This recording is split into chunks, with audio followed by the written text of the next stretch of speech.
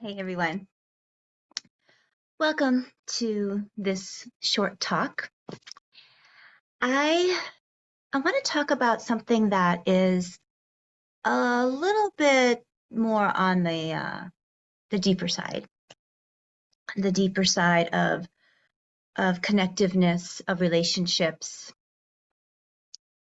It brings in spirituality, consciousness, attachment, and like anything shared here, this is this is either coming from my own personal um, experience that I've had, and now I have a certain perspective on it. And like anything else, we all see the world through the lens of our own experiences. So what I share here is knowledge that I've acquired through studies, through my own coaching, through my own experience with clients, and also my own experience with life. So today I want to talk about relationships and especially about marriage. I was married long time ago, back in 1993 when I was 24 years old. And considering that's pretty young. And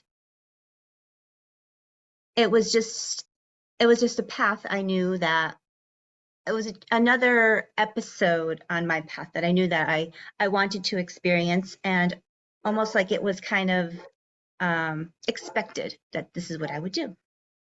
And I deeply loved my husband at the time. And back in 2015, I had the experience of going through a divorce, and a divorce that, in my story, was one-sided. I did not want that, and it was something thought I would never experience. And I think it's safe to say that until we actually have a certain experience, we really can't say what we would do, how would we react, or really have an exact feeling of what these people might have been going through. As I had friends that had been divorced, and it was sad. I saw how much they were in pain. Um, but then that was kind of it. Like in my viewpoint, they bounced back. Well, you do bounce back, yes. But there's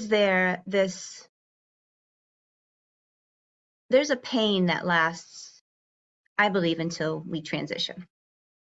And the reason why I think this is true is, I think, irregardless if you were married in a church or religious setting, even if you're married in City Hall, there's a bond, there's an energetic bond that happens between two people that come into union. And it's more than just, a piece of paper that says now you're married. I see it as creating this new entity. A new consciousness is created at this union. And there's energetic connections that are heightened in this union.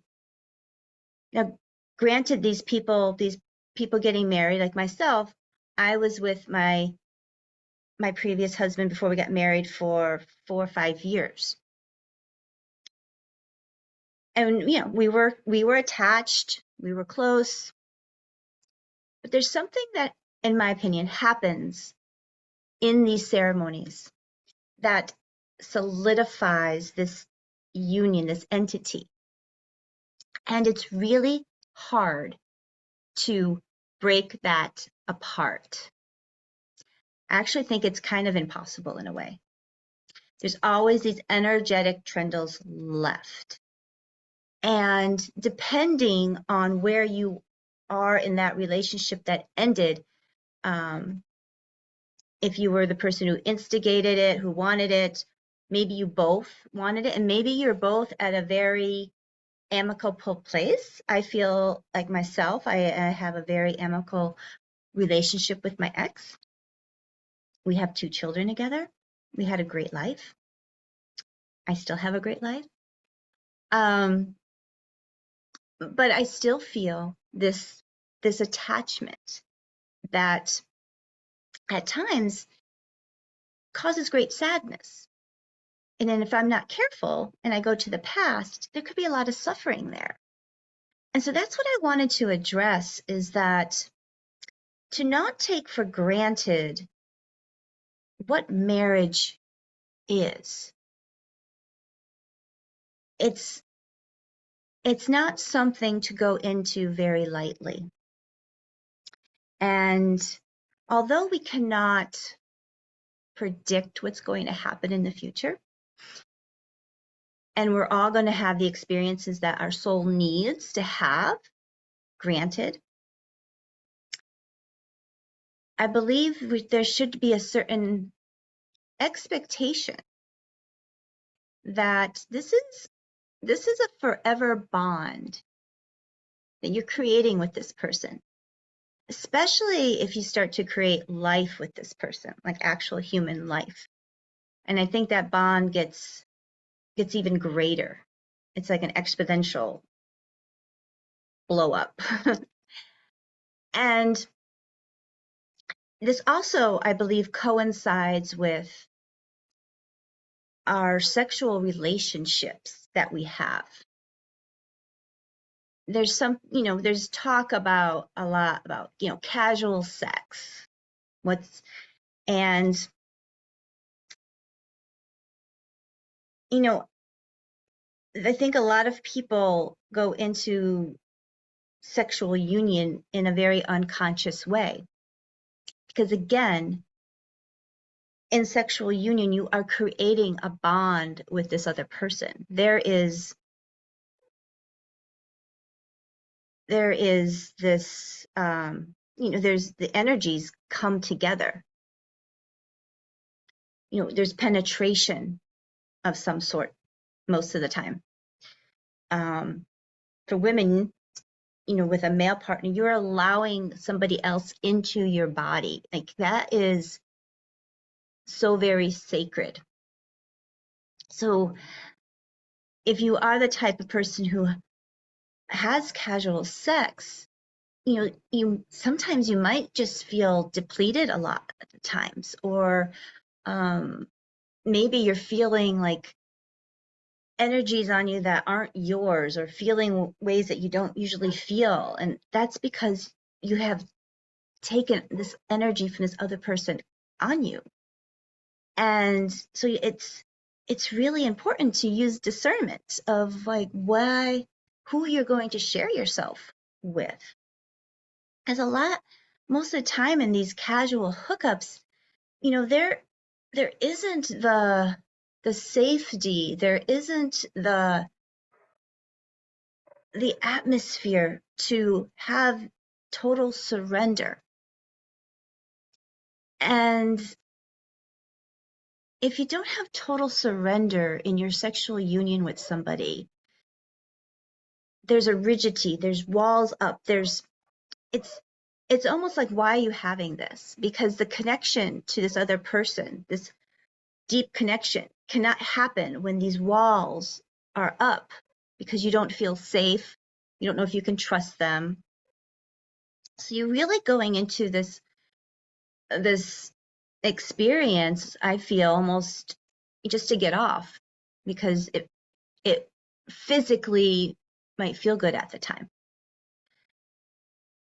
But if you're very conscious and you're in tune with your body, you will hear and feel those subtleties in your body that, maybe there was pain, maybe there was this tightness that you kind of push away. But that is your body saying, this is not right. This is not in my highest and greatest good.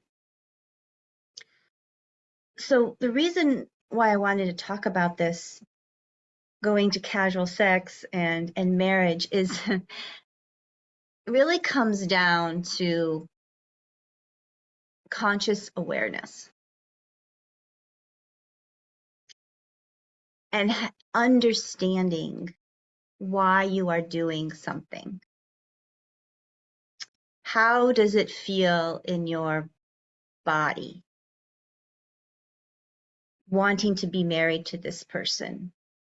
Noticing if and where there's constrictions and asking, like, what is the sign for? And when you're going into, casual hookups, questioning why? Why am I doing this? Why am I wanting this? Is this something I can get for myself, that I can find inside of me, that won't leave me so open and vulnerable to the energies of somebody else who I don't even really know? So it comes down just to be consciously aware of what you're doing and not take things for granted, and not question. When your gut tells you something, when you feel something in your body, stop and listen and ask, because this is the barometer. This is the barometer your soul chose in this lifetime as a sort of protection for itself. And your soul needs to know that it can trust this body, that this body will let it will let the consciousness know when something is not truly right. So, as always, I'm sending you so much love. Until next time.